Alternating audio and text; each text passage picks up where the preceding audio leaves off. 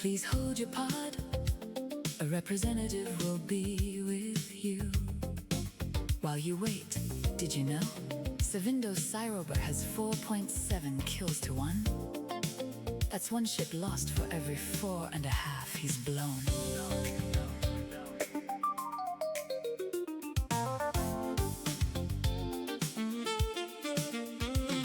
We appreciate your patience here. Our agents are helping other capsuleers. In the meantime, has destroyed 3,010 ships with only 191 losses on his lips. 15.8 to 1, that ratio stands tall. He flew with white noise and watched alliances fall. From Intrepid crossing to the Imperium's hall, he's been around New Eden since before your first call. Your call is valued, so is every kill. Hold on the line. Mr. Catron's sitting at 6.4 still. Hold on, your pod is in the queue. Net Clan's waiting, and so are you.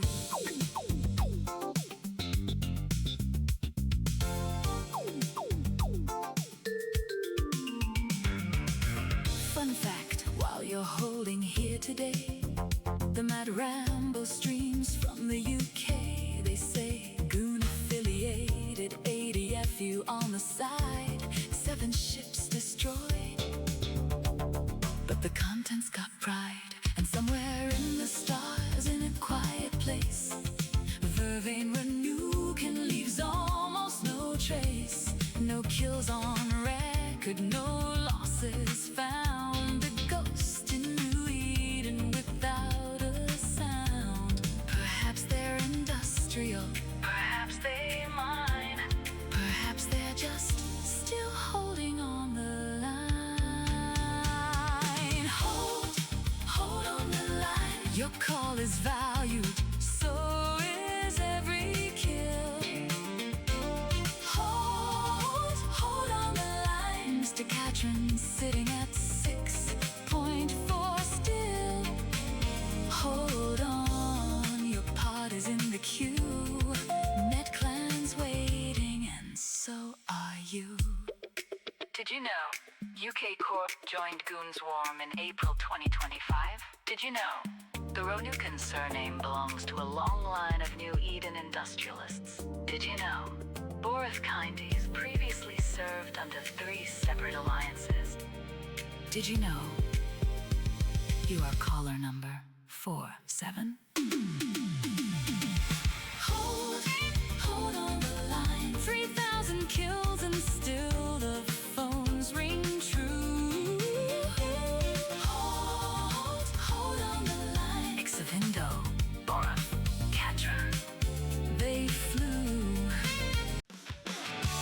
This ain't a war, it's a goddamn memes race. This ain't a war, it's a goddamn memes race. I'm not a station to tether on, but I digress.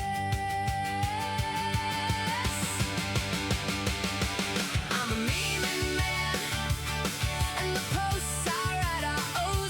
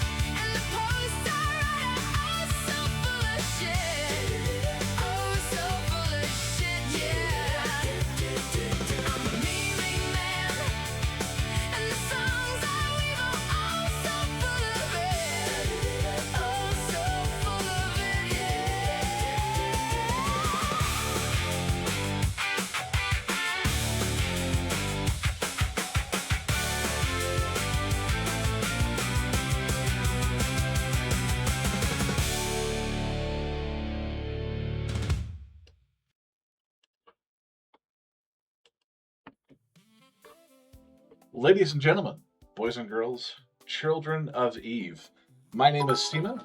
This is This Eve Life. We're here today, and we're here all day to talk about Brave Newbies, a not so small alliance. Ultimately, New Eden doesn't forget its wars. It remembers the fleets, the losses, the kill mills, and things that turn into legend. It rarely stops to ask, however, the people who lived through it, how are you doing? What did this cost you? And what was left behind? And today I'm going to do exactly that. So this is This Eve Life. I'm on a mission to talk to 100 people from every corner of the Eve universe.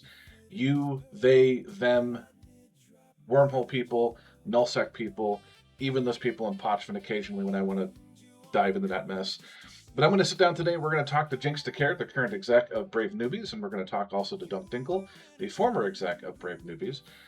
And we're going to talk about the events involving the B3 debacle, as I'll call it, because it was a skipped over part of Eve history, in my opinion.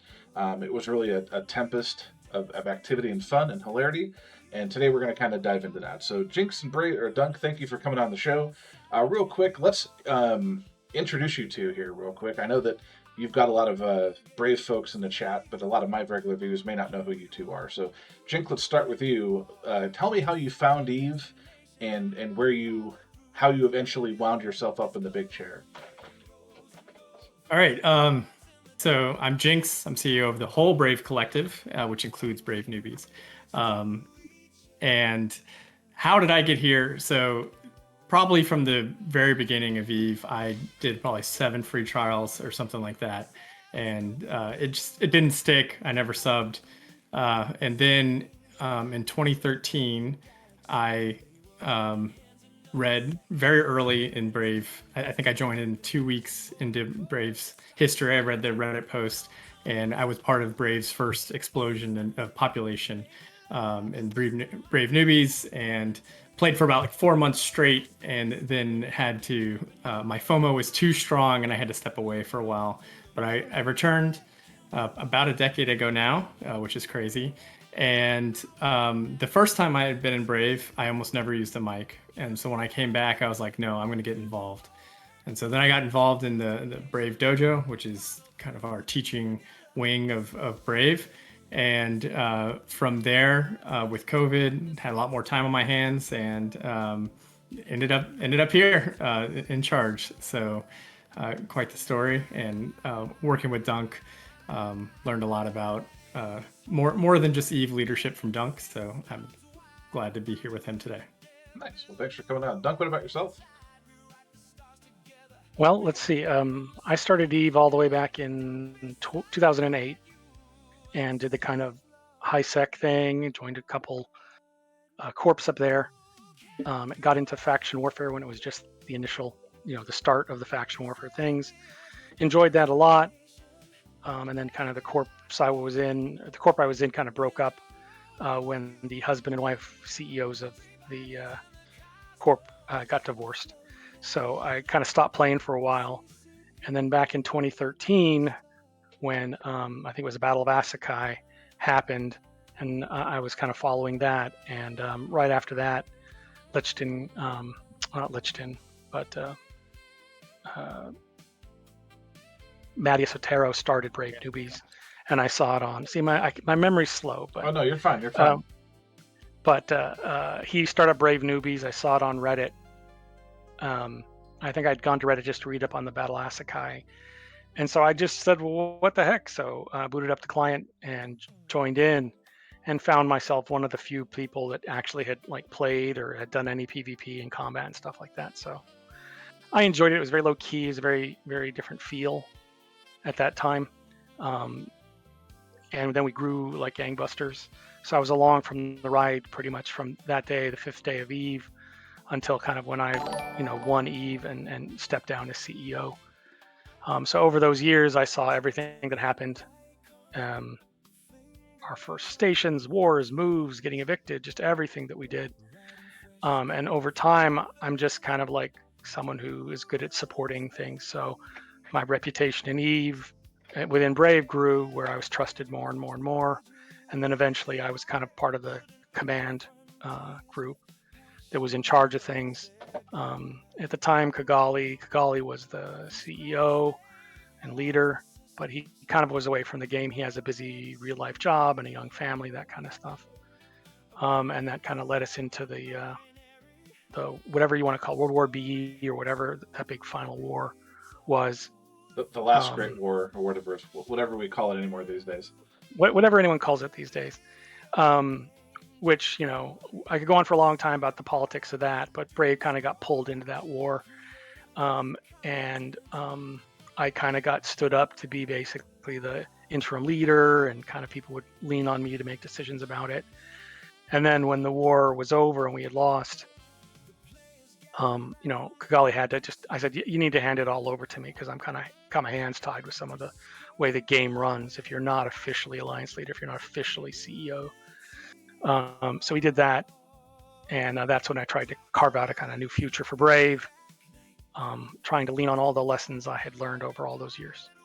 How's that a good? That's fantastic. That anybody who does not know who you are and Eve Legend that you are now has a sufficient idea of who Brave is and who the two of you are, and that's fantastic. So you kind of mentioned the events in glancing, obviously, because that's not the point of this, but the lead up to the topic of today. So they'll break the B3, and I believe it was Pureblind, was it not? Was it Pureblind, or where? Yeah, Pureblind. Pureblind is where we ended up. So what basically happened was the war was over. Everything was just a terrible mess for us. It was really bad thing. So I gave a talk like we lost, and I was very honest in it about the situation that we were in and what was going to do. And in the background, this is where hopefully being a good person and pays off in a game like this is I was able to talk to all the leaders on every side about like, where can we go? What can we do? A lot of the groups had homes back away from the war. They were just like, we're just going back. You do whatever the fuck you want to do. And so I brokered a deal with Winter Coalition for us to kind of just restage and gem in it. Because at that point, it was kind of in a weird place of nobody really owned it. There was no big things going on there. So that was what we did. And we had to follow along with this kind of trail of tears as we kind of retreated out Aquarius. And I was kind of like, what are we going to do? I did a little light restructuring of how we operate, and I just had to kind of be in command and make some tough decisions about things. We're going to move to Geminate. And, what I came to was like this being a part of a big block where you're not kind of making your own decisions for yourself really hurt us in that war. And the amount of stuff we lost was just a huge amount of stuff. And some of the things I had to do weren't very popular, but I had to basically reset relations for Brave at the time. And so there was me selling keep stars and trading things and making promises, all that kind of stuff. And it wasn't the most popular thing I was doing as CEO, was selling our keep stars. But we needed the ISK, and basically we wanted some good relations with the guys who had just beat us.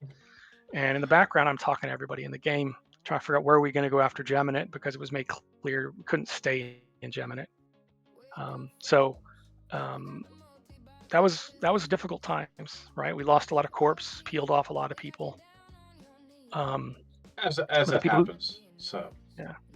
So what we got to was kind of, hey, we're gonna try and be independent. Like, let's be outside of these big major powers.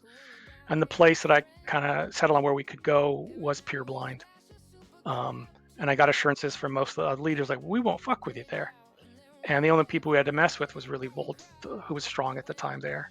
So I met with them, and they literally wanted us to come pay rent and be renters. And I was like, well, we're not going to pay rent. Like, let's come to some agreement. So, they didn't really know us too well then. And then we got over there, and they found they actually liked having someone like us near us.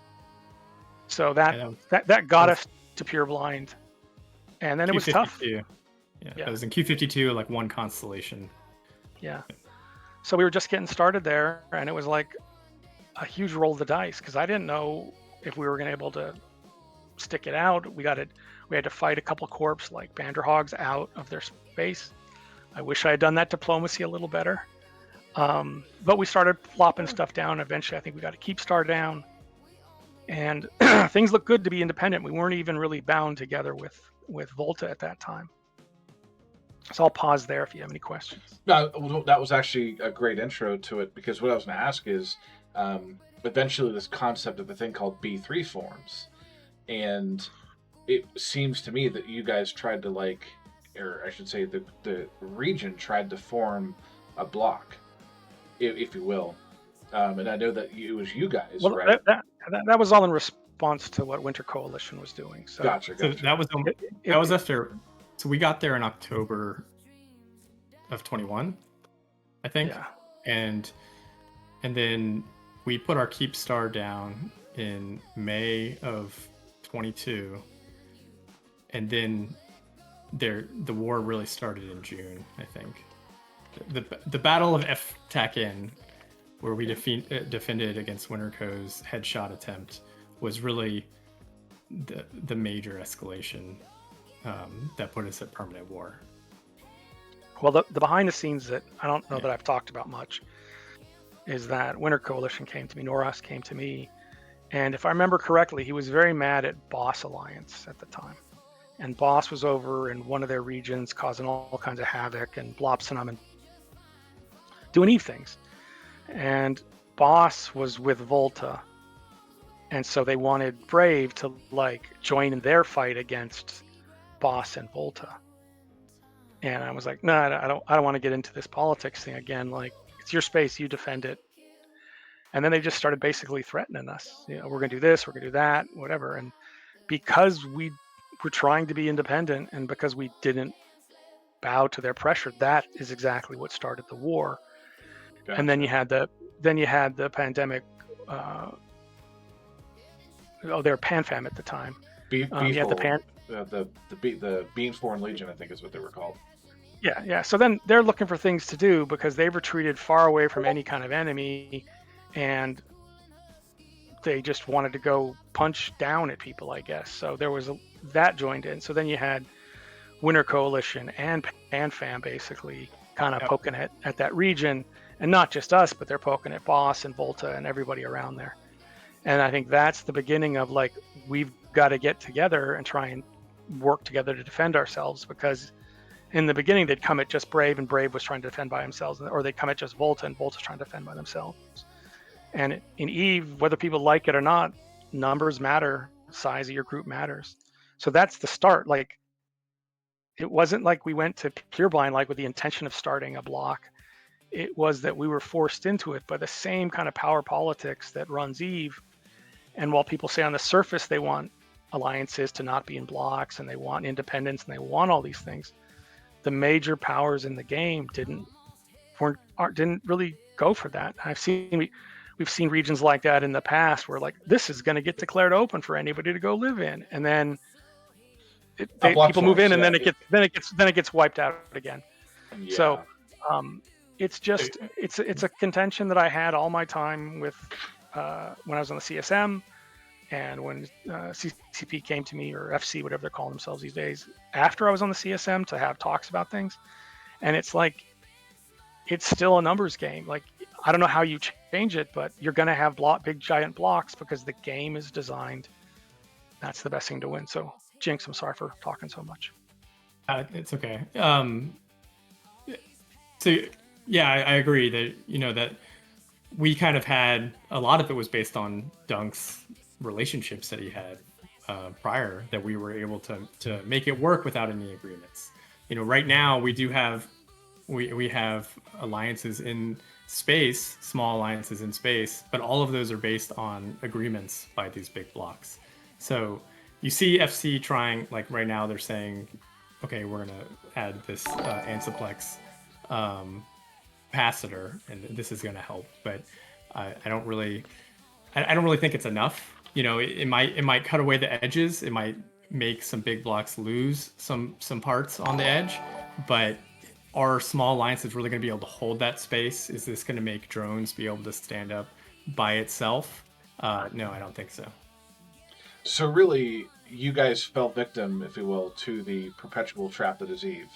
You try to be independent, the bigger blocks want content, and they pick on everybody, and then those people have to form a block to defend against a block, and then here we are. We've lost Jinx for 1 second here, but so Yeah, but it's not. I never want to paint Brave as a victim, right? Like right. Brave is a group that we're here to have fun. Stay classy, have fun, be brave. Like it's a game, right? For me, it got to the point where real life was extremely busy for me during the pandemic, and the stress of everything of basically having a second job in Eve. Nothing was fun anymore. Every day was a huge chore, and I just had to kind of hand it off to somebody else. But Braves, we've done our own things. We're not always the goody two shoes. Like, so don't paint us as a victim.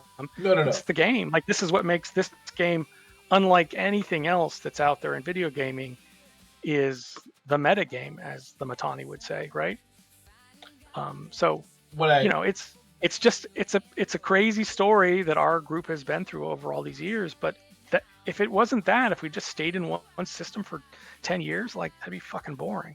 Oh no, and that absolutely is the case for some of us. We were in Dell forever, or we're in Fountain forever. I mean, my Eve career pre the war was nomadic within it. We would stay in a region for a couple of years at most, and then Bliss would move us out of there, or Shines would move us out of there, or whatever. And then I joined Goons, and it's like, oh, hey, we're in this fortress, and we're going to stay in this fortress. Now we're going to move the fortress. Oh, we're going to move the fortress again. And this is where it's been with Asher. It's been more fun, because we're constantly on the go and doing things and having adventures. But no, you're not wrong. And I didn't mean to portray Brave as a victim. That I misspoke there. What I meant to say was that's like the classic thing that happens in this game, and it's been the way since I began playing in 2007. So, given and that's where I think all the alliances, like we were fighting the trend to be independent, and people are out there doing that right now. But we saw massive consolidation across Eve of a ton of alliances. I mean, if you go look at the alliances that started at the beginning of that, the last big war, versus who's left on Dotline, it's a huge difference. And so the groups that are there are some new groups, and hopefully they do well. But I think until FC really can think. If they want small groups to be able to hold space, they need the space to pay off very quickly, because it needs to be worth it to take that small portion on the edge, and then have some way to hold it for long enough that it's actually worth it. It is fun if you just have unlimited funds. Of course, you can go say, hey, we took this bite and we threw down a bunch of structures, and then as soon as we draw the Eye of Sauron, then we'll run away. But that's usually just one alliance, a corp, or person's big wallet that's allowing them to do that, and is an investment in fun. It's a game, but in terms of value proposition, it is not a good decision for the alliance wallet. So going back to, because again, you guys are at that point, we're poised as far as I'm concerned.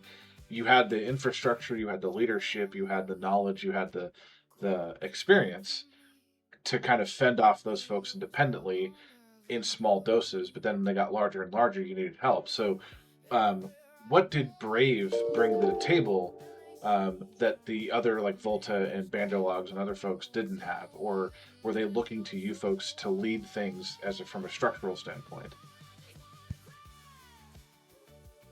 When it started, it was just we can bring more numbers, right? So Volta had good ships, good pilots, they had capitals. Brave had built up a lot of capitals, even in the Trail of Tears from Aquarius. We were able to bring a tremendous amount of our capitals with us, and Brave's always been good with industry.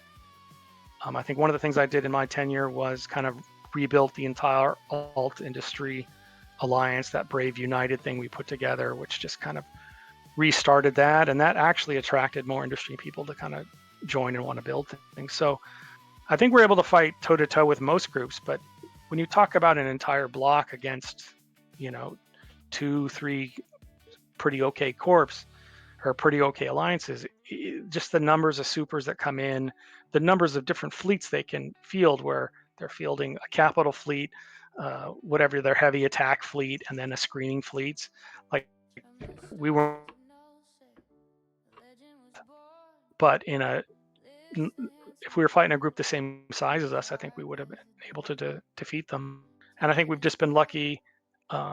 Brave has an esprit de corps that's kind of like, just log in. We're not going to win every fight, but some of the best stories are not when we were winning. I think one of the funnest fleets I ever had was, we've lost the war. I've just given this speech that we've lost. We're going to move. Our heads should be hanging low. And instead, we formed up a bunch of like frigates or something. I can't remember what we formed in, and we flew into 1DQ to kind of make a final attack. And on the gate, some poor goon had his marshal there, and our ragtag band of all these like frigates killed the marshal. And the cheers and the excitement over, we've just lost a goddamn war. We're going to lose billions, hundreds of billions of this. And we just did this thing, killed a marshal, and that's what the game should be about, is having those good times. Absolutely. And people in chat are saying Atrons. Brave is known for the Atrons. Yeah, Atrons. Yeah, Atrons. So I was actually on Mumble at that point when that went down, and I was laughing because I'm like, oh, that poor schmuck wasn't paying attention. And then Brave came in, and then people were like, wait, you're kind of new to the Corp. You shouldn't be saying those things. I'm like, and? Yeah, you died to Brave, which was cool for them and bad for you, but fantastic you guys pulled it off. So awesome. Was there in B3, in Pure Blind, you guys are fighting the BFL groups from Pandemic Legion and Pandemic Horde, you're fighting Fraternity and maybe some of their allies. Was there a moment that you two can point to that really solidified you guys' newbie friendly alliance image, where you pulled something off, or that it became a tactical advantage for you folks over a liability? Because most people would say, oh, new players can't, again, you just talked about the Atrons versus the Marshal, but was there an incident in B3 that you guys could point to and say, hey, new players can do amazing things too? I think the Battle of FTAC-In, which was really the major escalation, was the biggest demonstration. I mean, we pulled out every trick and we got everyone. It was one of our biggest CTAs that we've ever had, and we needed everyone's alts. Everything's logged in. We had log off. We had log off dreads and some supers that we sniped. They were putting faxes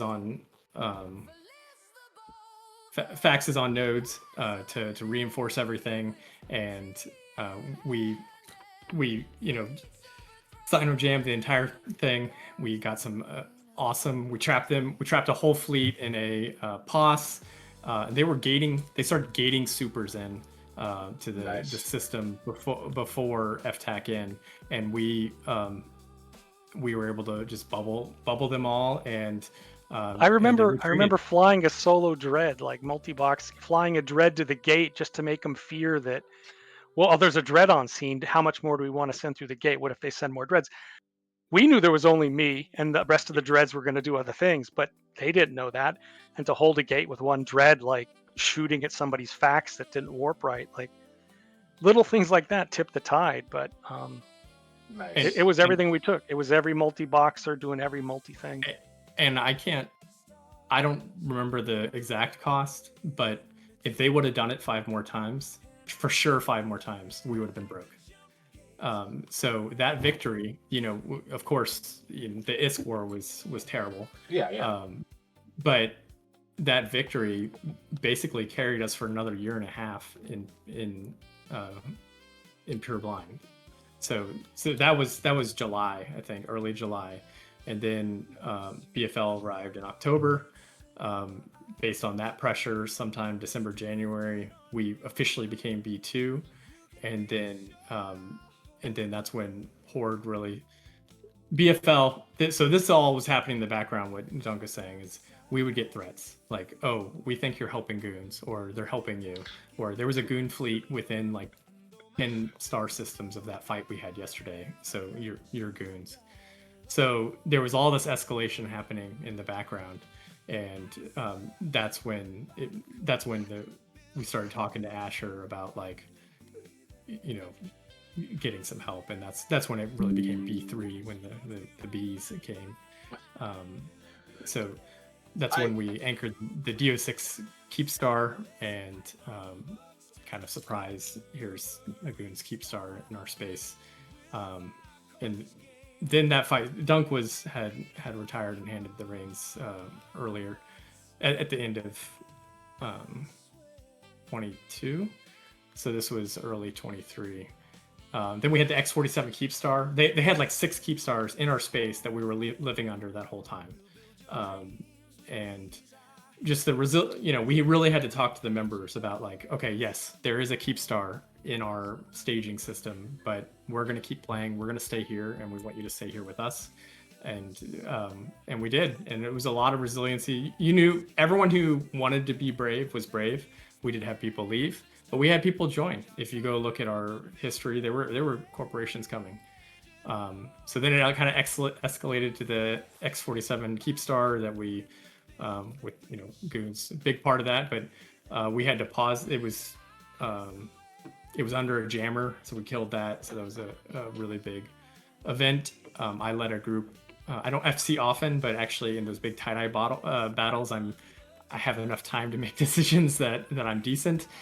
So I led a wing of bombers that helped pause the Keepstar. I think Nice. it was either us or a Goon Dread. So I'm going to claim credit. Feel free. This is your show. So. So that was after downtime that we had to like log back in during the timer. But then, because we came, Horde came, and this is actually, this part of the battle is really where these Ansiplex changes may have had an effect that would have helped us.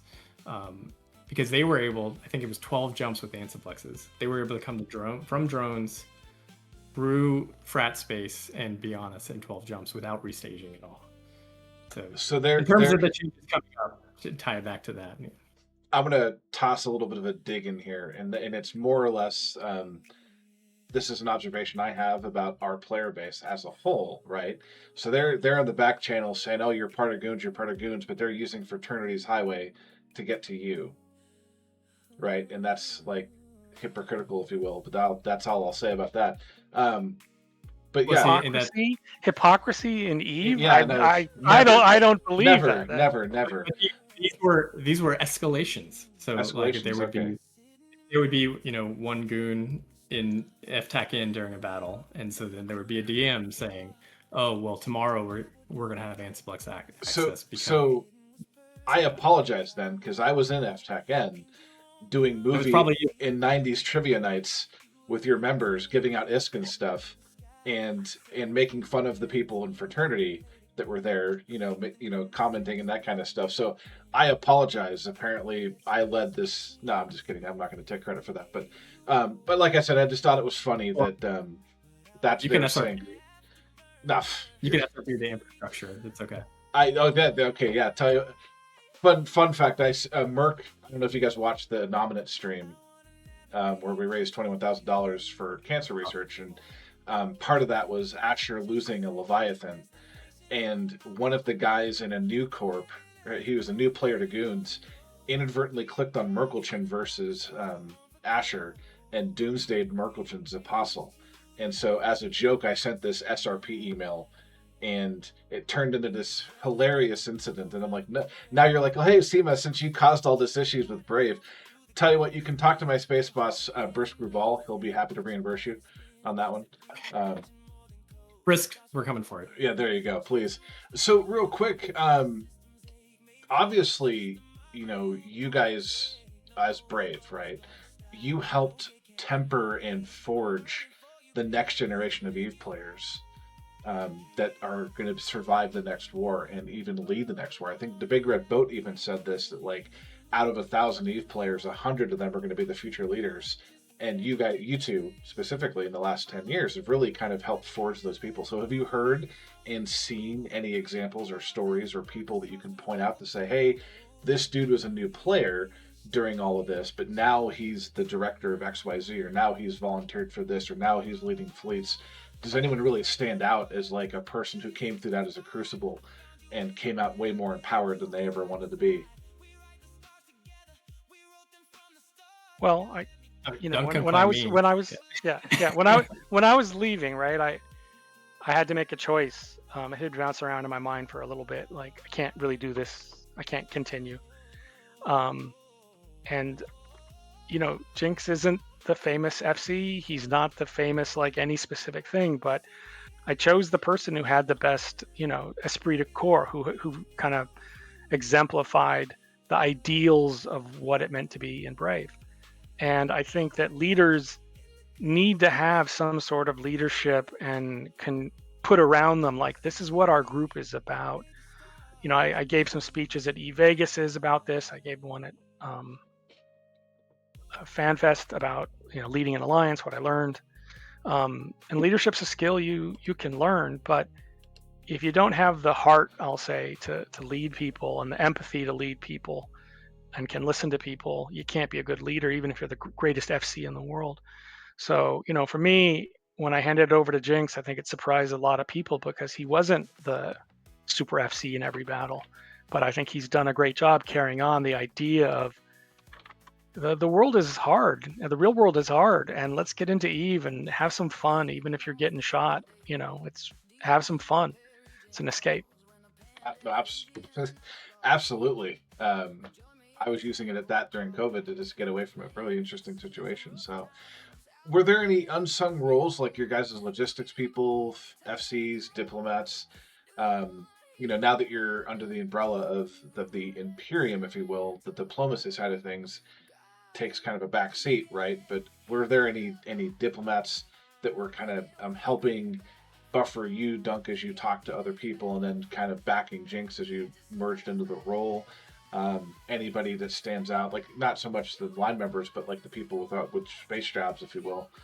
Um, I think not on the Diplo side, but the infrastructure. And this is true of any of Alliance, but the roles it takes and the time and the dedication it takes to run nullsec infrastructure is amazing, and I'm sad about some of the dedication that people have shown, and then that it's such a burnout portion of the game is sad. So like we have Norman, who was with us until the end of the World War B2, and then Alonzo Calip and you know, Kara, and we've had a number since then, and trying to make that job not so all-consuming and a burnout factory has been my focus.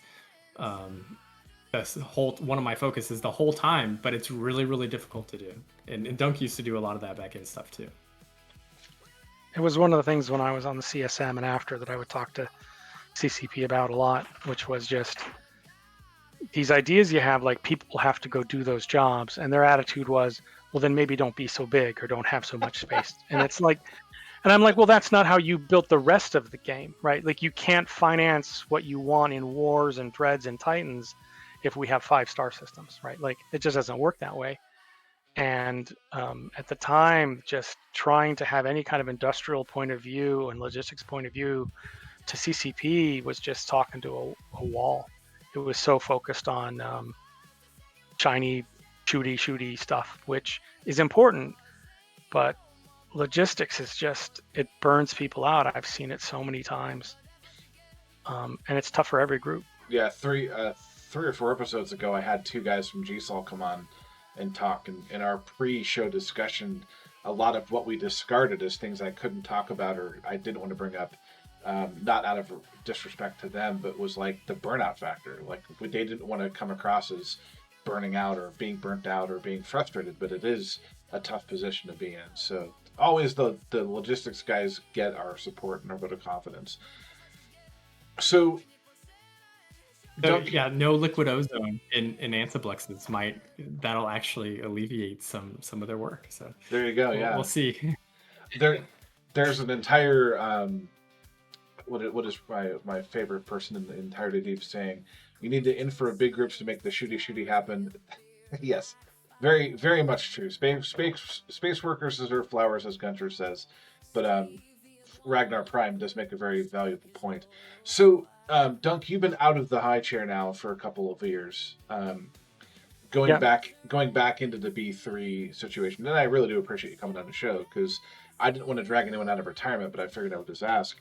What's a decision that you guys made as Brave leadership when you were in the chair? What was the decision at that point that you're proud of still to this day? And what would you have done differently maybe, or would you have done anything differently on this particular decision? You talked about having to reach out to people and be the diplomat and kind of do all these things. So what's a decision you had to make that you're proud of that might not be misunderstood, or what would you have done differently? Well, I think I'm proud that I tried to carve us out as an independent group, right? That I made it clear to everybody publicly and privately, like, this is what we're trying to do. I just care about Brave, and we're going to stick to our knitting. I got to rebuild. If you want us to be someone who can fight you with, capitals again, like, we need time. So I think going independent and kind of trying to turn our back on the major block system was probably the best idea we had. Now, it obviously didn't turn out sustainable. That was the big roll of the dice we were making, but I'm glad we did it. I feel bad of all the stuff we lost when we had to, finally move out of Pure Blind and join the Imperium, because people work so hard to kind of keep our space. But that's kind of the history of things. If I could do anything different, there just weren't a lot of options, right? Like, I looked at every region. I tried to find something, and Pure Blind was almost the only thing we could do without joining a block. So I don't know that I have a lot of regrets over decisions we made in that time, because Brave still exists, which is amazing after all this time.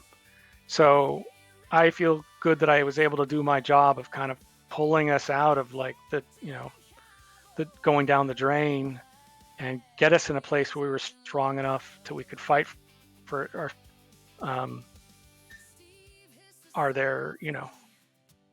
I've thought about, should I have pulled us out of the war earlier before it ended? But then we would become one of the groups that no one trusted to keep their word. And I think one thing that Brave has had in our long history is we keep our word even when it kind of sucks. We could have cut a deal at any time with Winterco to let Boss and Volta get eaten by them, and we stayed fine, but we didn't do that. So I don't have a lot of regrets or feel like I made a lot of wrong decisions. They were tough decisions because you didn't have a lot of good options. Absolutely. I think for me, like, we spent a year and a half trying to hold on, and we showed a slow going from completely independent to B2 to asking for goons to help, and then we held out like a year and a half, and we tried everything that we could to maintain that play style.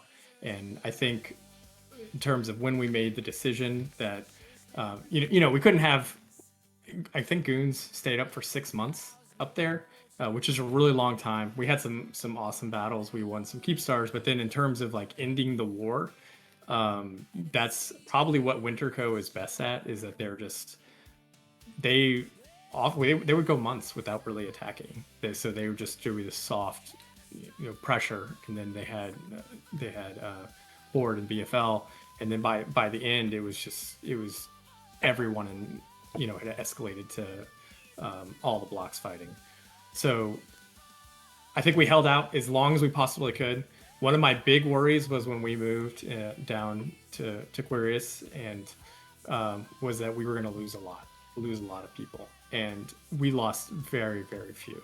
And so I think the people who stick with you in those hard times, they really want to be brave in that instance, and they were proud to have gone through that fight. I mean, everyone remembers those small battles, and it really ties the leadership team and all the experienced players and Brave to that. We're still telling stories about that. One of the questions you asked is, like, what did we learn? So, like, one thing we learned is that you really want to be able to project. So we're well set up for these new changes. We put all our infrastructure basically within a Titan Bridge range, because if anything's outside a Titan Bridge range, it's going to die. You're going to have to, if you're under pressure, you're going to make a choice. Do I defend this thing that's right under my capital, or do I defend the thing that's 3 jumps away? You can't defend the thing that's 3 jumps away if they're going to attack it every single day. So that's like a lesson that we've learned, is that all our infrastructure, and we don't even let our corporations put even a Retaru outside that zone. We say, this is our zone, this is where we're living. You go out there and crab. We'll put structures. Of course, we mine out there, or we put forts or astro houses. But that core lesson is, at Brave size, we need to be able to get on a Titan and bridge to that. So now with these coming changes in the Ansiplexes, they're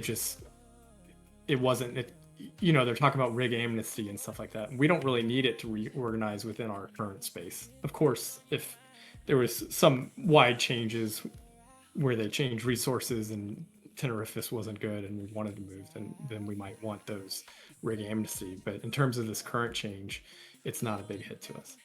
So you're not, and I was going to ask about Ansiplexes more towards the end of the show, but we'll ask it now. So ultimately, the lessons you've learned, it sounds like, is to be agile, right? Not so much spread out. So that's fantastic. So you don't really feel the Ansiplex changes are going to impact Brave all that much. There was a couple of Reddit threads talking about, what about Test, what about Brave, what about, blah, blah, blah. And I was always really interested to get you guys' hot take. So do you not feel it's going to be, obviously it'll be a concern for us to get to you to assist and stuff, but ultimately it is. I think, day to day, there might be fleets that you might have sent some small support for, and we'll have to stand up on our own, but really that's good content for us. Now on our edges of space, we do have things that are in zone 3. Are some wormholers going to come destroy some skyhooks or Athenors or something? I think particularly right after the patch, yeah, and they might chew at the edge of our space. But that's where, we have to realize, and we talked a lot about this in the north, of, what is important. Does it, when they kill 5 skyhooks in Deep Faith Ballas, does that change anything for anyone other than the cost of 5 skyhooks? No. And I think there'll be that pressure at our edges. I think they'll get bored. And then if they're, and because it's not a big enough change. Now, if a large group, there's only a couple, but if a large group deploys and attacks UALX, well, they're going to have to spend a lot of effort to deploy, and it's going to be easy for allies to deploy to defend us. So, would the goons be able to help defend our section of space from SeaTac Bay? No, but you can put clones in UALX. It's just making groups make a real investment to deploy, I think, is a feature, and that is something that would have helped us out in B2. So in terms of a big risk right now, just from the Ansiplexes, no. My biggest thing I don't like about these is, one, for the small groups that's supposed to be helping in drones, if you go look at the Ansiplex connections, it's all over the place. All of those people aren't going to be able to do that anymore. So that's going to hurt them. It's going to hurt the small groups, the real small groups. And then 2, everything after zone 2 is like trash. So why do they even bother making zone 4 and 5? I don't know. Hopefully they tweak the numbers, but bigger levels of, it's not worth the resources to put an Ansiplex that 20 shuttles can go through in a day. I was laughing because I got into an argument with 2 of the people in Goons who have been very anti-Okami, and I've deliberately not paid too much attention to the whole zone concept because, I was chatting a little bit with Billy, and I go, hey, you and I came from a time of Eve where there were no Antiplexes or jump bridges, and we'll just have to go back to that. So that's my stance on it. But it's interesting to hear you guys talk about the zones and how that's going to impact you folks. And it sounds like people have already planned ahead. So I am not, at this point, I'm not concerned about your guys' survival. I think that it'll be just perfectly fine. You guys have lived through much worse than an Antiplex change. So for those of us on Reddit who were like, oh gosh, what's going to happen to Brave? Shut up. So let's ask a couple things about the culture and the resiliency, because that's really what I wanted to highlight here. Where did, and this is both after the war, during B3 and after B3, like you guys didn't grow or shrink. Pardon me, you didn't shrink exponentially, a little bit maybe, but you've actually grown. So where did that resiliency come from? Is that more of a culture thing? Is that the leadership? Is that a combination of all things? Where do you feel that, like, you guys look death in the face constantly and you come out ahead almost every time?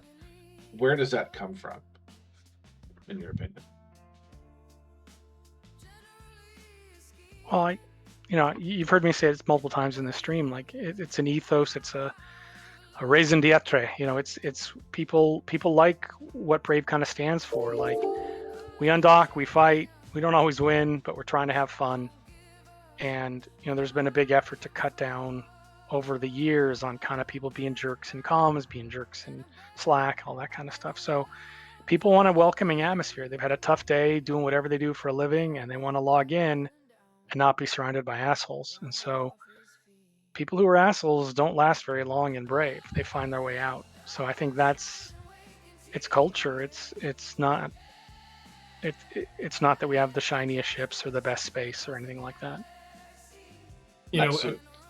And then in terms of, a lot of it is refreshing. It's important to every group, but the recruitment and making sure that those new members feel valued, making sure that they understand, like, this is a ship you can get in, and this ship will have value to us. So, like, don't feel like you have to wait until you're in the faction battleship. It was all TFIs up north. You don't have to wait till you're in the faction battleship to undock and fleet. Like, we're gonna have a wing of E-War. We're gonna have tackle pilots, and just handing them that rifle and shoving them out the door, and then talking about how we can improve the next time. So I did probably, I don't know how many, but Fleet 101s and introductions to E-War classes that when I was at my peak of teaching, and just that was something that I like to do. And of course now I'm able to do it in a different way, but I would get to see these people who had never joined a fleet to then becoming members, experienced nullsec people, and seeing them go into the roles or become an FC. So it was nice, like, seeing people at the start of their journey and then coming up. And so when you are in that crucible of war, that happens a lot faster. So just trying to make sure that we capture those people. You've mentioned recruitment. So has your journey from A to where you're at now, has that changed how you recruit and onboard corps and people? Like, is there now different standards you guys have set, or has it just been kind of stay the course and let folks do their own thing? So in terms of, for brave newbies, the corporation, it's always, do you have a pulse, and are you a good person? And that's kind of the recruiting standard. Of course, we have the ESI checks and all those things, and we try to only let the fun spies in. But in terms of corporations, we try to recruit corporations that have about 20 pilots. We've found that, like, below that number, it's hard for them to kind of have a separate identity within the Brave collective. So we do turn away corporations when they don't have that, and making sure that they understand what our real priorities are and what we offer as the Alliance, and then what we're looking for them to do. And so that's when I talk with the Corp Alliance leads, that's really what I talk to them about. It's like, here, this is what we're doing, and this is how you can help, and this is the things that we have to support you. But we want them to find people who fit into their culture, do things a little bit different in Eve, and those are the corporations that do best in Brave. Nice. I've got one of your folks as new players coming on. Coming up in the next couple episodes is a whole arc on new players. So there's a gentleman by the name of Kemsey who joined Brave and is a streamer, and so he'll be talking to me about being a new player, but and he's been really happy in Brave. So you guys are definitely impacting new players, new streamers, and they're very happy with it. So ultimately, you guys are, in my opinion, right, and this is an outsider looking in, I really see Brave as thriving today. Like, you guys really came out of this the winners, if you will, because I've been through several of my very early in-game experiences where experiencing things you guys experienced, and the entire thing collapsed.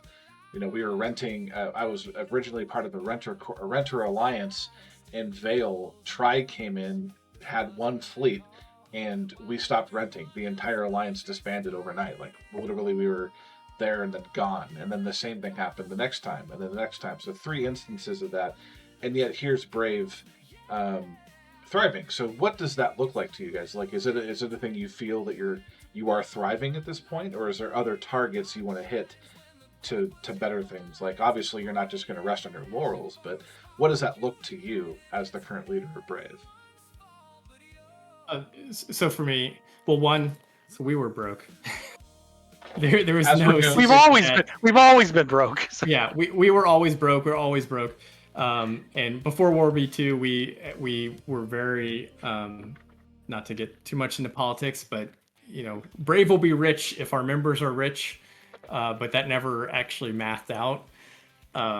So in the years since then, we have definitely matured, and now we're able to offer a lot of the things we used to have people come into Brave, get rich, and then leave to groups that had the tax structure to have capital SRP, things like that. So now we've matured and we have all those things.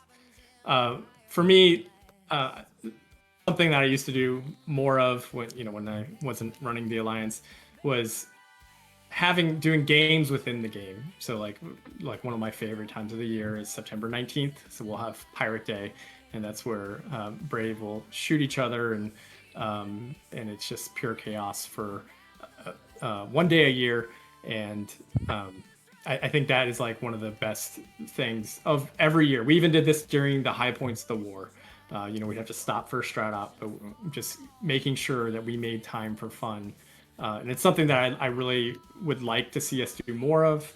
Those are, you've seen this in EVE, like where people do races or do tournaments in the game. One time we did like a capture the flag, or I forget the game now, but we had like a DST, like pushing the bomb. I think that's what it was, a Team Fortress game. And if it got to the other side, then that team won. So just those things, focusing on other fun in the game other than like gigantic wars or holding space. That's where I think Brave does really well. I never knew these things existed, and I'm jealous now, because that sounds hilariously fun, right? I'll have to go poke Merkle and be like, hey, remember that really annoying dude in Fleet that one time? Let's have talk like a pirate day, or let's steal Brave's pirate day and just constantly shoot him. But that's more our culture of just animosity towards anything else. So again, this has been amazing. I have a couple of final questions, but before I go into those two and then we wrap up the show, did you have any Dunk from the past and Jinx from the current, any shout outs to individual Brave folks, other Alliance leaders, thank yous, kudos, anything you wanted to say before we kind of slowly wind things up? Well, mine will come out of left field. I was on the CSM with Gobbins, and I knew him really well. He came to my house for pizza and talked me out of getting too mad about things, and I really always enjoyed working with Gobbins. And I know he took a tremendous amount of heat when the whole pandemic horde change happened and it all fell apart. But I will give a shout out to Gobbins, because he did the best he could for a long, long time for that group. And I don't know exactly what happened at the end, but I know he was a positive influence in the game on the inside with dealing with CCP, and then definitely someone, I could just talk things through, even if we might be on the opposite side of something. I could talk to him. He's a very nice person in real life, and he took just a tremendous amount of shit when Pandemic Horde kind of fell apart. But so probably not the most popular thing to say, but that's somebody I always had a lot of room in my heart for. I told Jotun is how I'm supposed to say it. I go, hey, if Gobbins ever were to come back into the game, I would totally lend my PR skills to Gobbins, just to like get him over this whole hump. So I'm there with you, right? So he and I did get into a lot of disagreements and arguments with him on Reddit, but having heard from folks like yourself now and Merc and everyone else, super cool dude. So Jinx, what about you? So I gave shout outs to all our infrastructure directors of the past. So I did wanted to make sure that I mentioned Yandu Quill has been doing the work for a long time. So thank you, Yandu. But then really to become an alliance leader, the kind of the Eve community and then eventual allies really helped me become a part of this at this level. So with B2, that's Starfleet Commander, and Francis really running those things. And we had to really, if we were really equals, that was like two, again, country metaphors, but we were two small countries and we had to be in lockstep to hold out as long as we did, holding out for a year and a half. I don't think you've seen any other group hold under that kind of pressure for that long, at least at our scale. Goons definitely held out as well, but their scale is a little bit bigger. We had an angry guy in a black t-shirt and a red tie shouting on the meta show. I still have those metrics, by the way. I have a spreadsheet of every time Brisk was wearing a gold tie and a blue blazer and Mittens was wearing a black shirt, and that was the heaviest meta show attendance. And then after that, you'd see fleets and fleets and fleets would taper off. You guys had you and Dunk. So it's, again, you survived and here you are, right? So take it with a sense of pride. But continue. Sorry, I didn't mean to interrupt you. That's okay. Thanks to Asher and Shines during the whole escalation of things, and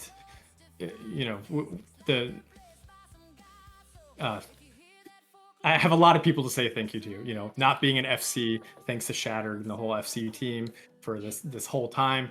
I'm not able to lead these huge fleets. I often have an hour here or there, so like these long drawn out fights are hard for me. And so the people that show such dedication in the game on both our side and on the other side shooting us is just amazing. And what makes Eve, and having like this separate second life is just really engaging for me and how I've ended up here.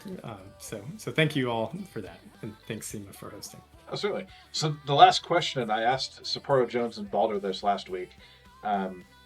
If you could go back in time at the worst part of the conflict and pass yourself a message, what would you say to yourself? And that would be to both of you. Like, what would you past Dunk, past Jinx? What would you say? It's just a game. It's hard. And there was probably some sleepless nights, which can sound crazy for a video game, but particularly in the first month taking over from Dunk, for months we were transitioning real life like responsibilities from Dunk to me, and then there was the communication and convincing everyone to stay.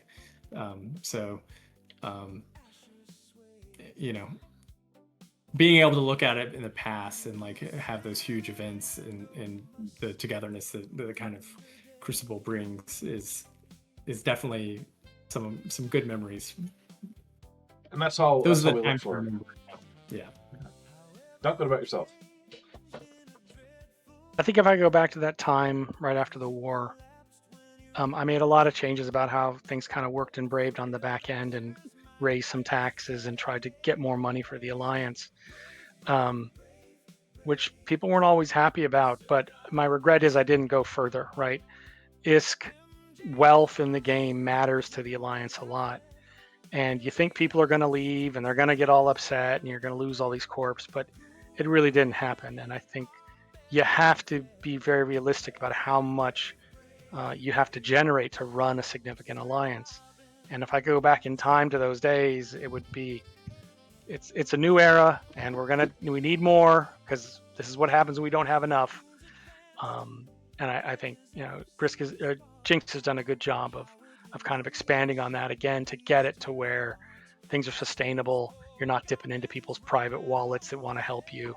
But that's my big thing is it just costs a lot to run these alliances and provide the things people need. It has to come from somewhere. So that would be what I would have told myself when we were in Geminate and getting ready to move is like, you need to get this together. You're going to need to pay for all these things. We never did bonds, but we did have definitely people donate to keep Brave going. I don't know what the wallet was at all points when Dunk was there, but it was, we threw down a few times with Frat, and if they would have just kept pushing, that was the thing, is it could have been much shorter. But they didn't have the will to, because they have the alarm clock and all those things either. So us holding out and scraping by, sometimes down to the bone, was fun. Well, again, they would call that type 2 fun these days. Yeah. type 2 fun. I'll have to note that down. Type 2 fun, just so that people know, is type 2 fun is the kind of fun that it's not fun when you're going through it, but afterwards you feel very proud and happy that you did it, like running a marathon or something like that. Gotcha. So there's a TV show called BoJack Horseman, and he tries to take up running, and he ends up falling on the side of the road. And there's a guy that is running in every episode for the 4 seasons, and he's never said anything. He stops and he says to BoJack, "It gets better." So that's kind of like where you guys are like, it gets better. It's type 2 fun. So. It doesn't get better when you're doing it ever. It just, you have a good story to tell over beers at the next fan fest. So yeah. Let me talk to Puke here real quick. I don't control the ads, unfortunately, folks. So there you go. So that said, again, gentlemen, thank you both for coming out. Dunk, thank you for coming out of retirement to talk to me. I do certainly appreciate it. Real quick, let's take care of some housekeeping. Next week, I have Aki of Algorithmic Warfare. He's going to showcase some stuff from his eFrontier FanFest presentation. He's going to talk about what it's like being an ambassador to eFrontier. He'll be on the show. That'll be 2100 on Saturday. Sunday, I'll have eVeteran and player guide Kismeter. He's going to be on the show. He'll talk about what it's like trying to maintain and keep up to date a new player guide that is not a video that's out of date or inaccurate. And he's got some... and he and I both share this, like, people will put up a YouTube video that's incredibly inaccurate, and then it's still being followed years later. Just last night in Karma Fleet, we had a guy join the fleet with a fit from 2012, and he was watching a video from somebody else. So Kismeter's trying to prevent that. He'll be on the show. That'll be 2000 on Sunday. So again, ladies and gentlemen, this has been Dunk, Dinkle, and Jinx to Care from Brave Newbies people. Thank you for coming on the show. We're going to go raid Bombeldo. I think he's still... streaming. Oh, he is not. All right, let's go find a person to raid. In fact, I have a person in mind. Bear with me for a second here. We're going to go raid Trouble and the Strife. They're 2 UK streamers that are having a lot of fun right now. But again, thank you all for coming. I'm going to go ahead and raid us out. Have a great Sunday afternoon. Thanks for inviting me.